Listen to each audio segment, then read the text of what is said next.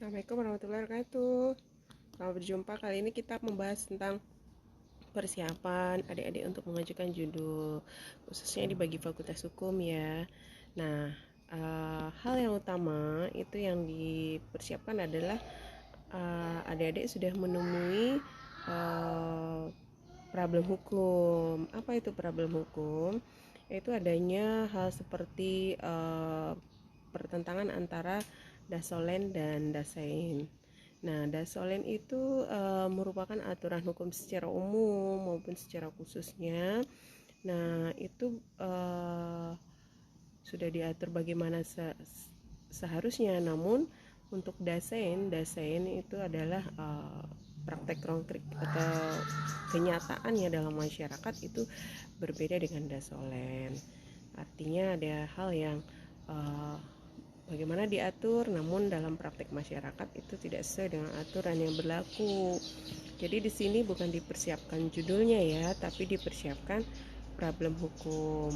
Nah, problem hukum itu muncul dari salah satunya adalah pertentangan antara dasolen dan dasain. Nah, setelah menemukan objek penelitian Anda, baru kita akan mengerucut kepada permasalahan. Ada beberapa item permasalahan dan nanti kita ambil 3 atau 2 permasalahan yang akan dijadikan permasalahan dalam skripsi. Nanti saya contohkan ya. Sebagai contoh, di dalam kebanyakan pengajuan judul itu adalah masalah wan prestasi. Wan prestasi itu adalah pelanggaran atau ingkar janji dari hal yang diperjanjikan dalam perikatan atau perjanjian itu sendiri. Nah, ada kewajiban yang tidak sesuai dilakukan oleh para pihak, itu bisa dikatakan wan prestasi. Nah, apa yang diwajibkan dalam perikatan atau perjanjian itu disebut dengan prestasi. Nah, jika ini dijadikan sebagai contoh pelanggaran perjanjian dalam dijadikan judul skripsi, itu tidak sesederhana itu yang akan kita teliti. Namun kita di sini meneliti sebagai contoh pengembangan dari proses penyelesaian sengketanya, macam-macam penyelesaian sengketa yang dilakukan, itu yang akan kita teliti, bukan sekedar wan prestasinya apa saja. Itu sebagai contoh. Nah, setelah ada objek hukum, setelah ada peristiwa hukum yang tidak sesuai dengan aturan, setelah adanya problem hukum, nanti dari beberapa rumusan masalah akan tergambar judul. Nah, itu sebagai contoh. Setelah mempersiapkan objek yang akan diteliti, kita harus mempunyai data.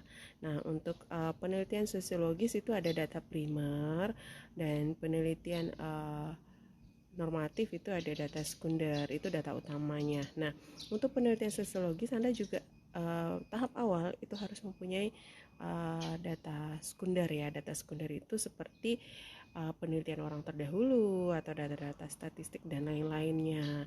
Jadi harus ada data ketika Anda memilih satu objek penelitian. Nah, jika itu berupa perjanjian, maka Anda harus memiliki bentuk perjanjian. Nah, jika Anda sosiologis, jangan lupa memilih tempat penelitian itu memang yang bisa Anda kuasai. Kuasai itu mampu untuk ke sana, mampu untuk mendapatkan data, dan pihak yang Anda cari itu mampu juga memberi data dan bersedia untuk membantu Anda memberi informasi terhadap apa yang diteliti. Jadi jangan salah kaprah ya setelah Anda menentukan tempat untuk penelitian sosiologis, namun ternyata setelah proposalnya jadi, ternyata pihak yang Anda jadikan untuk informan itu tidak mau memberi informasi. Jadi saran saya, sebelum proposal itu fix diujiankan, coba cari informasi terlebih dahulu apakah tempat Anda meneliti itu memang bisa Anda lakukan dengan baik tanpa harus meraba-raba untuk mendapatkan data, dan akhirnya adanya data yang tidak sesuai dengan aslinya atau bisa data direkayasa. Nah, itu sangat tidak dianjurkan dalam penelitian. Dan itu untuk sosiologis. Begitu juga dengan normatif. Nanti kita akan bahas untuk normatif pada sesi berikutnya.